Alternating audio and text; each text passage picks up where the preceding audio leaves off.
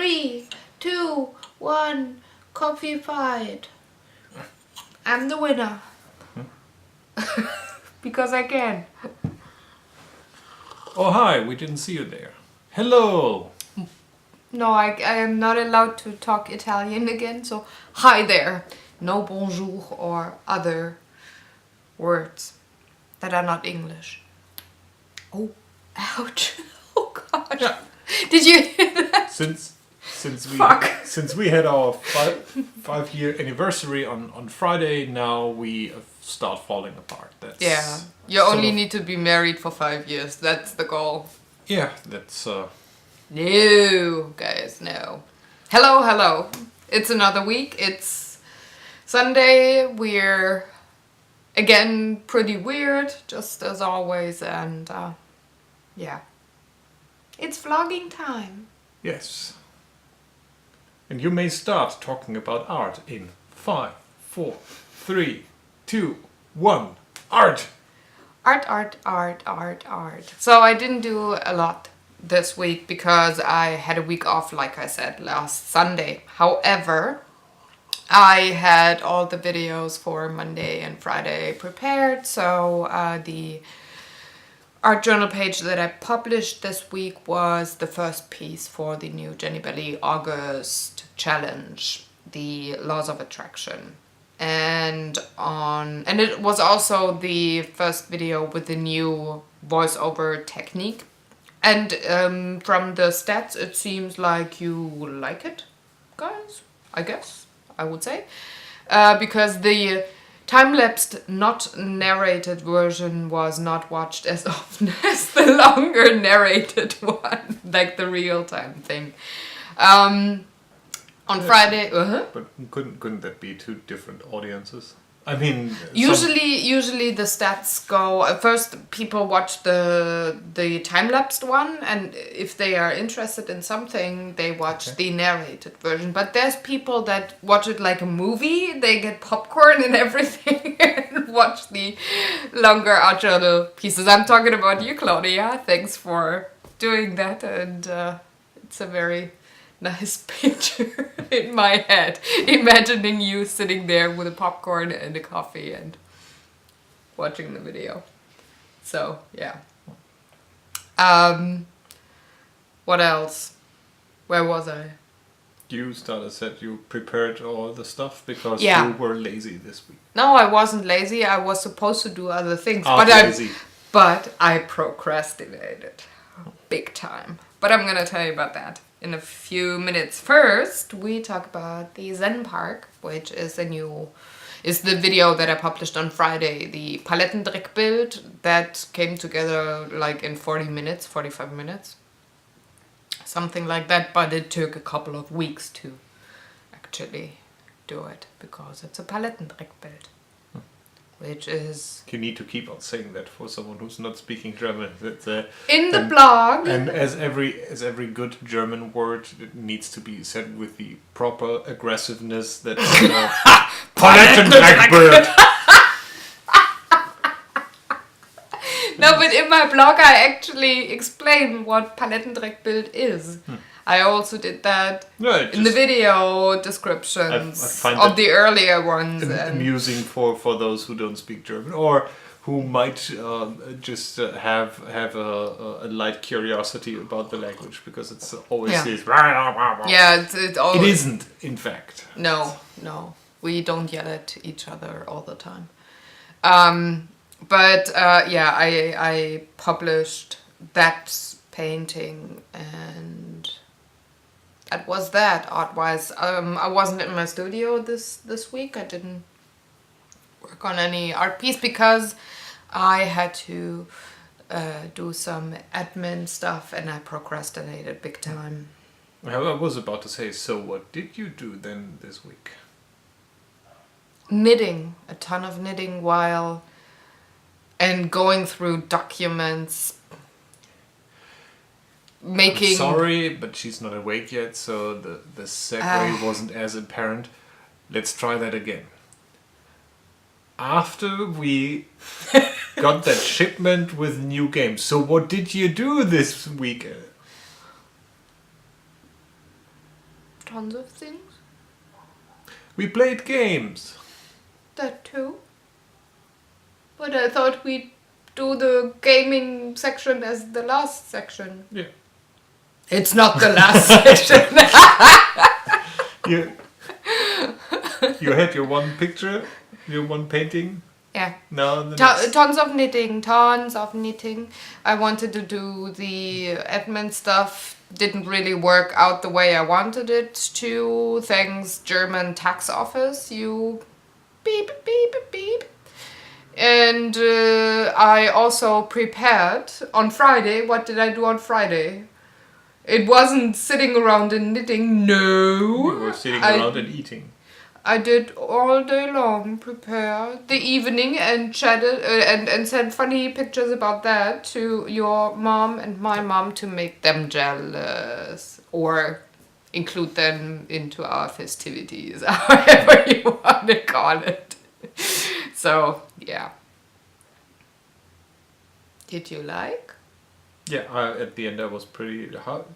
You don't say fed up, do you? No. I know that you don't say. But it was very delicious. Thank you. So the paleo wedding anniversary menu worked out, it seems. Yay. And we both went unconscious almost at the same time from drinking all the wine. Yeah. 2 a.m. in the morning, us. It's like, okay, let's play this game. Yeah, I'm super motivated. I want. Let's try this tomorrow again. I need to sleep. Yeah. The next day, I guess started we're exactly the same discussion. It's like, do I need to get? Yeah. I might wanna. Might wanna sit this out. Yeah, but we had to get up because the Amazon delivery was supposed to be. I also wasn't complaining on. I Saturday. know. Oh, you were. No, I was sleeping. I just pretended Yes, that I was still yes, asleep and you didn't notice. And right. We set the alarm to 9:30. No, 8:30 because we expected a lot of Amazon deliveries and yeah. DHL arrives at noon, so that was fine. But we also had another delivery company that usually comes pretty early in the morning. So one of us, at least, had to get up. And I heard my alarm clock, and I sat up. I was like, whoa, what the heck? Hung over. And he was pretending to sleep, although he told me later he was awake at 7 already. No, I woke up once at 7 and then decided that it's a pretty good idea to just keep lying in bed and then... But you heard me moaning about ooh, this is not good. I had my alarm clock set to 9 and when you get up 8:30... Because Hermes sometimes comes at 8:30 already. Yeah, that tells me that I can stay in bed. Turned out pretty good for me. He stayed in bed for a while. Yeah, I couldn't sleep. That terrible. was haha. And then he stood up and I got to bed and slept until 2:30, something like that. No, 1:45. What time is it now? And it's 2:00. And then I FaceTimed him and said, I'm awake again. He said, can I sleep now? Yeah, sure. Whoop! As, ouch, with the speed of light, he jumped into bed and went to sleep. So I guess somebody else was tired and slightly hungover too. No, just tired. Oh, really? Okay. No, because with the drinking, with the first glass so of water, you said, it's nice to have the alcohol I didn't make that mistake. Which one? Drinking water. Then. Oh, we did. We drank water, both of us, in the mornings. Because we were this... See, I didn't even notice that, so good on me. Yeah. Oh, well. Yeah, so that was Friday's festivities, and we played Eldritch Horror, which, well, at least we tried it. We retried yesterday, and it worked because we were kind of sober. And it's always good to try a new game without alcohol in your system. Not even one glass. The newest iteration in the Fantasy Flight, or it's published here by Heidelberger, Cthulhu Mythos games, which Tentacles is in the same line as Mansions of Madness, in the same line as Elder Sign, and is Arkham Horror. Yeah, people are saying it's the successor or almost like an expansion to Arkham Horror. So again, one of those games, all the players working together to defeat the unspeakable evil that is going to rise. Difference with Eldritch Horror is it is playing out across the entire world. So you have an entire world map with some locations that you can travel to. And essentially the game boils down to you have to travel around trying to put out fires in the shape of portals that open up to other dimensions that let in monsters. You have to beat up the monsters before you can close the portals, and closing the portals sort of just keeps evil away from taking over the world. In addition to holding it off, you also have to find clues to solve the mysteries and get rid of the said evil and do that. So you have sort of two threads going through the game. One is traveling around and closing all those portals, and the other one is trying to travel around and gather clues and find out how to defeat the evil monster. Which is nice because it's what I really liked about it is the lack of information in certain areas. So the big bad guy has a deck of cards, and it gets arranged by types of cards, but you're really not sure which one's going to come in which setup. So especially when you're new to the game, at one point you will know what's coming up, but not at the beginning. So they have a deck of cards. It gets arranged, and that deck of cards has certain effects. Some can be going on, some are even permanent, I think, and some are just one shot events. Almost all of them are not really good for the investigators. What I really like is that mechanism sort of culminating in the utilities, or how's it called? It's in the German one it's support. I guess it's support or utility cards. Yeah. Or the status cards, which allow you to draw on a condition, and then that condition resolves later, but you don't really know what it is. So you can go to the pharmacy and get one bottle of paranoia, for example. For reals, in the game you can do that. You get paranoia. Just like a state. Yeah, but the interesting thing about that. But you can get rid of it. Yeah, so let's say you have paranoia or amnesia, or you enter a dark pact with an alien race. So what you do, you get the card and it says it's a dark pact, and then there's a condition on it that says if this and that happens, you have to flip over the card. So there's a lot of these amnesia cards, a lot of these dark pact cards, and all of them have a different backside. Yeah. So mine, for example, we both had paranoia at one point, and his was bad. And then it was my turn, and I had to get rid of the paranoia too. But mine was good, and I was actually already trying to figure out how to win the game, because I expected the back of the card to be bad as well. But surprise, surprise, there can also be advantages for investigators on the state backside of the condition cards. So yeah, but that's a good thing. That I found that very surprising though. That's but that gives a nice element of there's something coming up. I don't really know if it's good or bad. It's like chances are it's bad, but yeah. Maybe I got that one good one. Yeah, and whenever you play the game, I'm sorry, but the dice that come with it seem to be cursed. Yes. Which is not surprising for a Cthulhu game, but you may want to substitute your own dice. Man, did we roll bad. But like bad.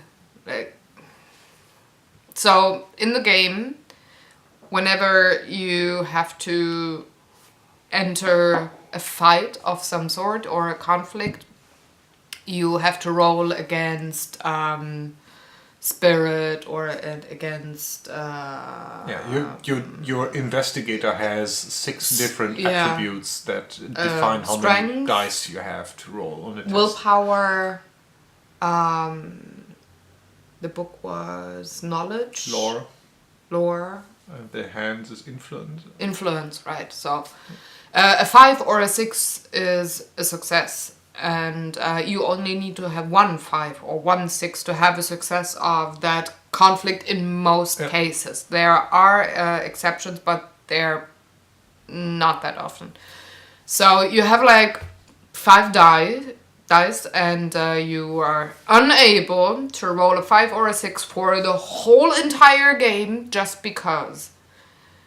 Once we used other dice, we were actually able to roll successes. But as with every new game, it almost seems that we always have to misinterpret a rule or oversee a rule. So, it's a habit. We have won yesterday, but I just remembered that I looked something up, and you're not allowed to stack the effects of multiple cards on the same thing. So if you have something that gives you strength on one card, and on another card you have to decide which weapon to use. You don't get the +8. No, well, I had a +3 with my 45 automatic weapon. And all the others were a +1, or I could re-roll. Yeah. So but you. It's clear what I would have used. +3, of course. But they don't stack. Okay. The only thing that stacks are the permanent increases, and you may only get at most 2 per attribute. Okay. That's why there's only +1, +2 on both sides. But that's just us. In fact, that is been in a long time one of the more complicated games with a really decent manual. Yes, the glossa manual. There's something called a lexicon. Encyclopedia Eldritch. Pretty much almost like an FAQ. Yeah. What I really like about that is things are ordered by the terms that you want to know something about. That sounds trivial, but in most manuals, when we talked about Machina Arcana, that was one of the points that's annoying. The difficulty there is their rules interwoven in other rules or in other sections, and you remember reading about them, but you don't remember in which context. Yeah. And with Eldritch Horror, you literally look up on the backside, and then you look for the term you want to know more about, and either it points you directly to the page that in a bullet point fashion explains to you exactly everything you need to know about it, or it says, well, maybe you mean this, and then redirects you to another paragraph that would then probably answer the question you had. Really nice manual design. Really like it. Yeah, I also like the components of the game. They're very good quality. The board is awesome. It didn't wave or something. It was very stable. It comes good stuff. It comes with cardboard. Not minis, but figurines. I've seen people using the real minis from Arkham Horror or Elder Side or Mansions of Madness. Okay. But I think they are just too big for that. Yes. I mean, Migo. Okay, he's fairly one of the smaller ones, but still. I mean, you could make a point of using at least your investigators on that, but I do like the that more strategic looking cardboard. Yeah, and also another funny thing, why did I expect anything different?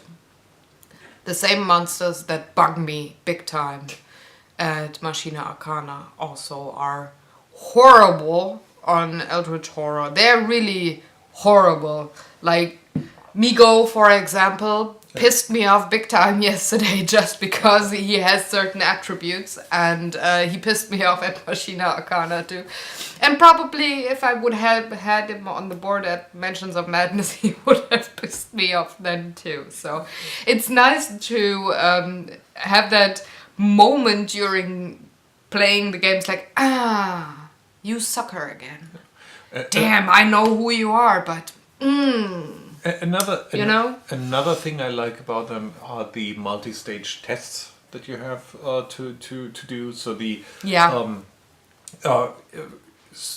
talking about just the fluff and the theme and the story, that is sort of lost in games like Elder Sign. Yes, there's a quirk on the card or something that tells you, hey, and this looks horrible, and something horrible happens there, and then you sort of supposed to get into the mood.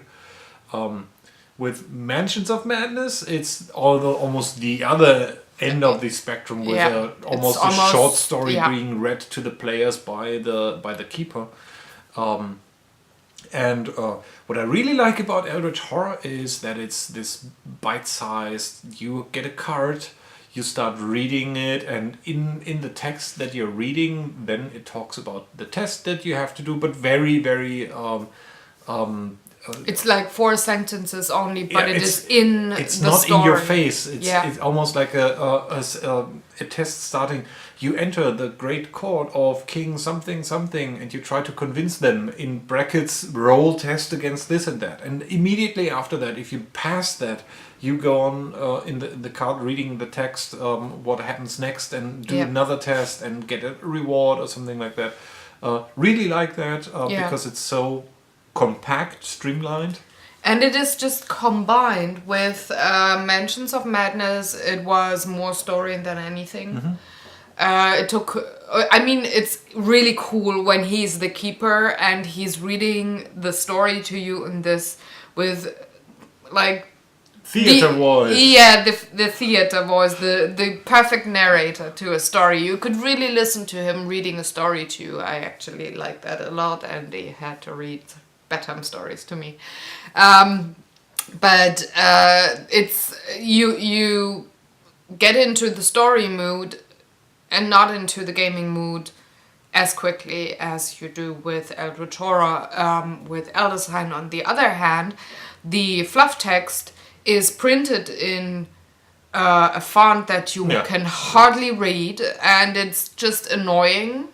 So at one point you probably just stop reading the fluff text, and you don't need it to solve the mystery. And I think one of the big ones is the in Elder Sign, you have to make an effort to pick up the card, look at it, and then read what's on, and then put it back. Yeah. With Eldritch Horror, you're doing something, you get the card into your hands, and then you have to deal with that card and have to read it. So the interaction with the card is just different.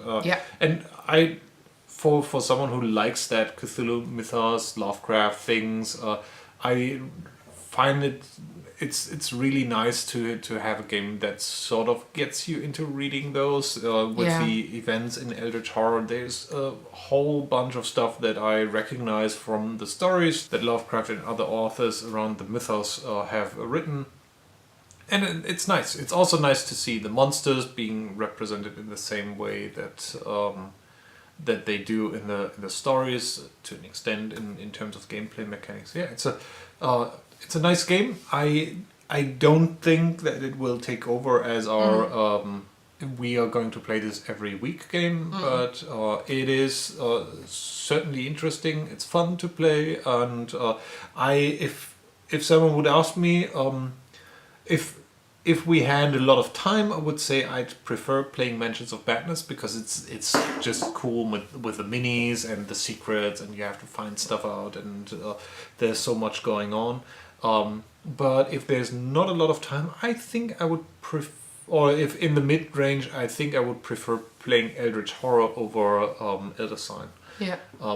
Which is, I think, deceiving, because Elder Sign is not a half an hour game. I think we never played it under 1.5 hours or something like that. But we also have the expansions, and we go for certain cards only. If there's a card with an elder sign on the board, we of course go for that card and not go for any other cards that would give us, I don't know, some Yeah. tools or No, but support. As long we only go for those cards if we can't I was just have the elder sign, or we certainly very seldomly, or like from the rate, other worlds are not that often in our game. We go streamline with elder sign, and still it is maybe more that it's actually more 1 hour, not 1.5. That are the long games where we suck big time.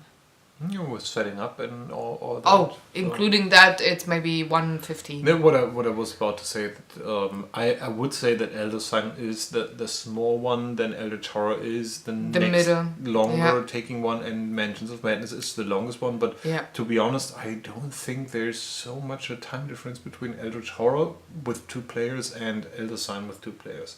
Correct. Yeah. Yeah.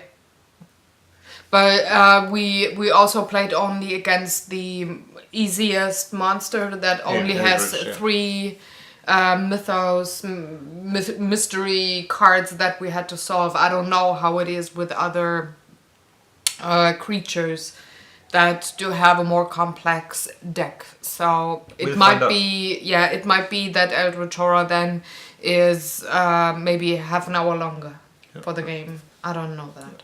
And in other news, in other games that we are really bad at understanding the manual, or with manuals that are Can terrible. you see a theme here? So- We don't understand the manuals. So we played the I guess one of the most widespread games in the world, which would be Rummy in terms of mystery Rummy. Never played anything of that series. No. We tried it to see if it might be something that we could give my parents for my the soon upcoming birthday of my mommy. So we used to play fairly often Rummy Cup, and I as a child played Rummy with my me grandparents too. Me too. A lot, I mean that game really it's nice. So what we have is the Edgar Allan Poe. I think the second one. It's the second. The first one is out of print. It seems. That's Jack the Ripper. And that so. It's a nice idea of having clues about a murder, and you have to solve the murder by combining clues and adding to clues to get. Ultimately, you're playing Rummy, and you're getting more points, but it's sort of with a light theme, and it introduces an interesting mechanic in there by having this orangutan in there that sort of can keep cards, and if you are able to finish the round before the stack is depleted of cards, you get all the cards under the ape, which gives you a certain boost and encourages to try to get out your cards a bit earlier and don't wait till the end. Sort of the problem that Rummy and Rummy Cup has, where a player could theoretically just keep on stacking more and more cards or more and more numbers until he can finish instantly in one turn by just pushing everything out. But the manual really did a good job at confusing the hell out of us. So only later we found out that you are in fact allowed to put individual cards into your play area, even though they correspond to sets in the other player's play area, which I think the main confusion stems from that there's a distinction in that game between your play area and the other player's play area, where in Rummy and Rummy Cup you have a play area and you can add things or it can extend things in that play area or recombine things there, while in Mystery Rummy it talks about you can put down a set, but that set stays in your area and that's not available for other players except in this or that action card that you can also play. So there's also some kind of event cards, action cards that allow you to do certain twists into the game. Nothing too horrible. It's simply just draw more cards or draw a card from a stack you're usually not allowed to. I guess we can play it a couple more times. It could be something. It's something like Space Beans or Love Letter after dinner game, and it's from the manual from what I got.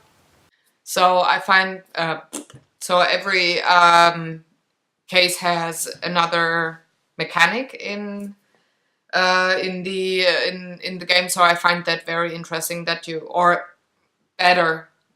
that you don't only have another theme with another author in the game, but all the mechanics are the same, but that the mechanics vary and that you actually could have like 4 games. So I like that. So it's not. It is in a certain fashion. It is not different to having just normal playing cards with a different kind of iconography on it, but it also introduces some special things, which is nice. Yeah. So that's what happened this week. With gaming with friends coming up in a couple of hours, because today we are playing on a Sunday. Yep. And tomorrow it's work. I have work. Yeah, work. I have 6 projects and I can't wait. And shoot them in the blunderbutt. Shoot them in the blunderbutt. All right. No, I can't wait. I was getting ideas and stuff so very much, and orders and everything, and I so badly wanted to paint this week, but I couldn't. So tomorrow I can go ahead. Okay. Yeah. So now we're going to throw you out because we need to clean up this place and and I need some more coffee. Get ready for having guests in the house. Goodbye. Goodbye, everybody. Have a good week. Enjoy. Thanks for watching. Chakalaka. Play games. Create. Go.